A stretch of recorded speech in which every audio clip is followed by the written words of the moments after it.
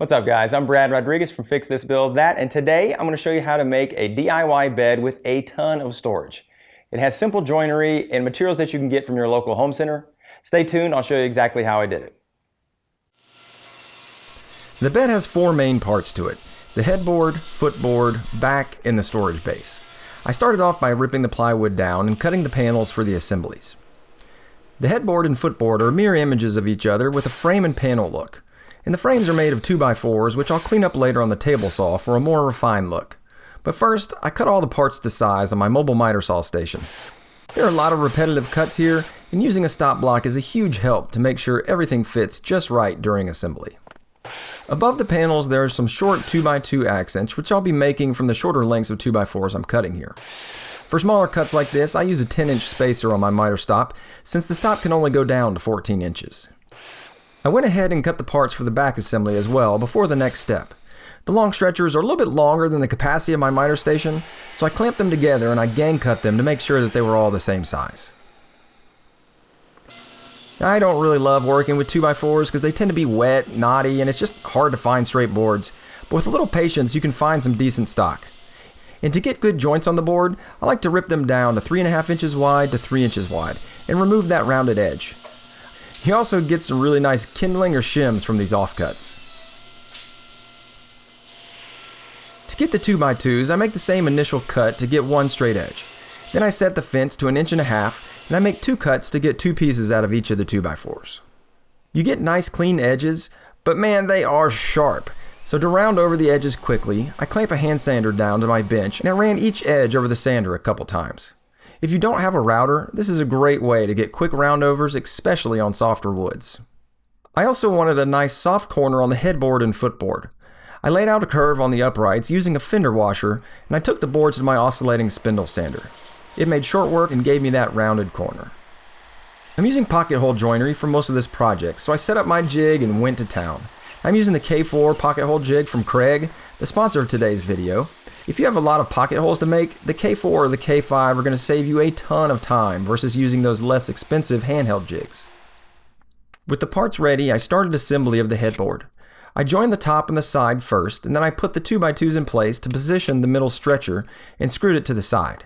Next, I came back and attached the 2x2s. And I used a small spacer to get consistent spacing between each piece and secured them to the top rail, using a square to make sure everything was aligned. I came back and secured them to the bottom rail using the same spacer as well. The bed will rest on a 1/2 inch MDF panel on top of the storage frame. I went outside and I cut the panel to length in the driveway using the Craig AccuCut track and my cordless circular saw. I cut this part now so that I could use the offcut as a spacer for the panel of my headboard. I put the 1/2 inch MDF offcut on the bench under the plywood panel. I started in the corner and I worked my way around the panel, securing it to the frame, making sure that both the panel and the frame pieces were clamped flat. I added the lower rail and I attached it to the panel, then I finished off the assembly by securing the other upright to the side. The footboard is made the same exact way here, so I'm not going to show that, but I did need to take care of all these pocket holes. Now this is a painted piece, so I knew that any of these exposed holes would be filled. And I did a video on different ways to fill pocket holes, and I found that Bondo was a great option for painted pieces. I mixed the Bondo, then I overfilled all the visible holes, and I came back and sanded them down flush after it dried. With the Bondo drying, I started on the back. Now the back is just a large plywood panel framed by 2x4s, and I cut the panel to size, and then I drilled pocket holes around the perimeter of the panel and in the horizontal stretchers. From there, I assembled the panel similarly to the headboard. I started with one corner of the 2x4 frame, then I added the 1/2 inch MDF spacer to position the plywood panel, just like I did on the headboard. I clamped everything firmly in place, and then I secured the panel to the frame with 1¼ inch pocket screws.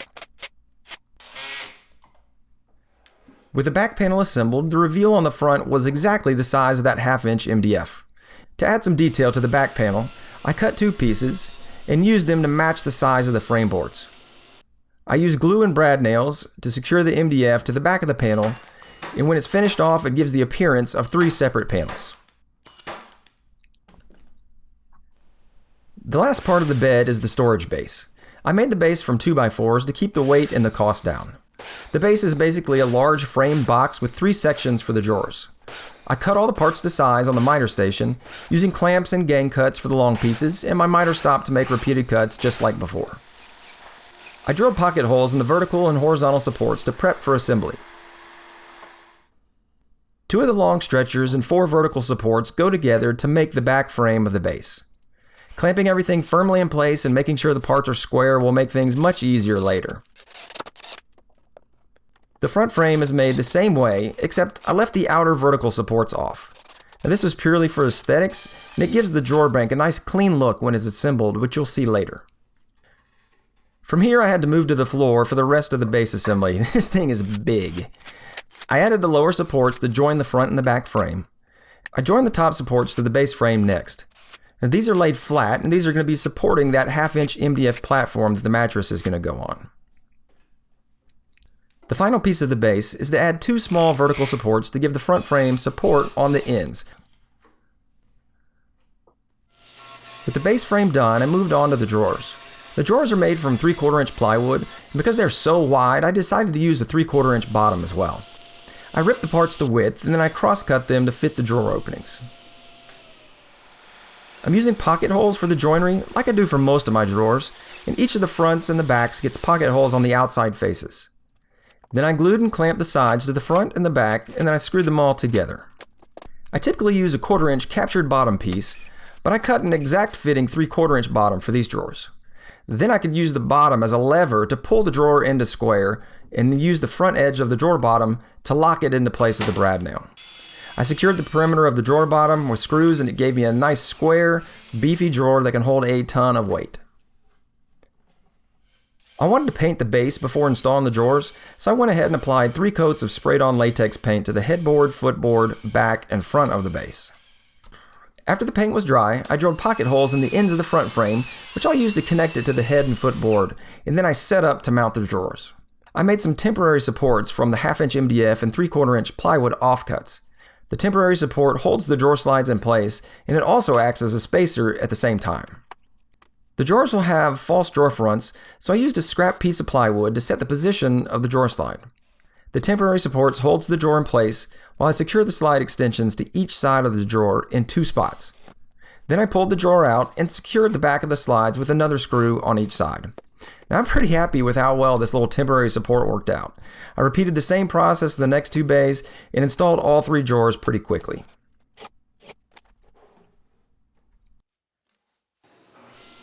I measured each drawer opening and I ripped the drawer fronts to height and then to the width on the table saw and gave them a paint job before assembly. The drawer fronts are inset, so I used playing cards to get a consistent reveal around the drawer.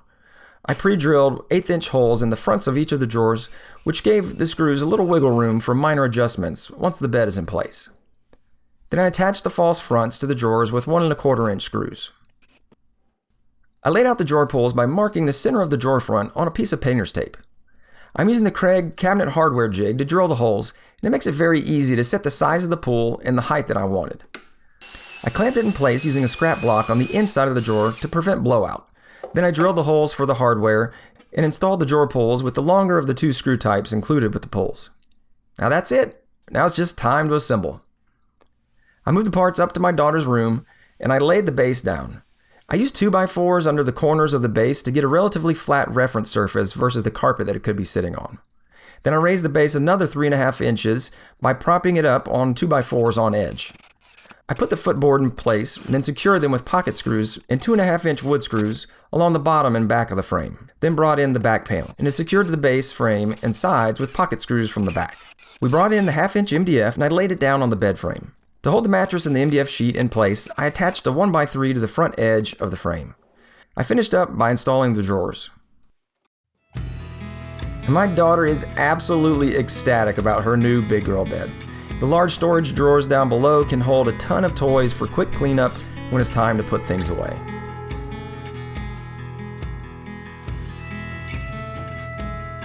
I want to give a big thank you to Craig Tool for sponsoring today's video. There's links down below in the description to all the different Craig tools I used that made this project a lot easier. If you want to build your own storage bed, there's a link below in the description. It'll take you to the plans. They have detailed instructions with 3D diagrams, parts lists, and everything that you'll need for the build. If you're not subscribed to the channel already, I'd love to have you as part of the team. And until next time, guys, get out there and build something awesome.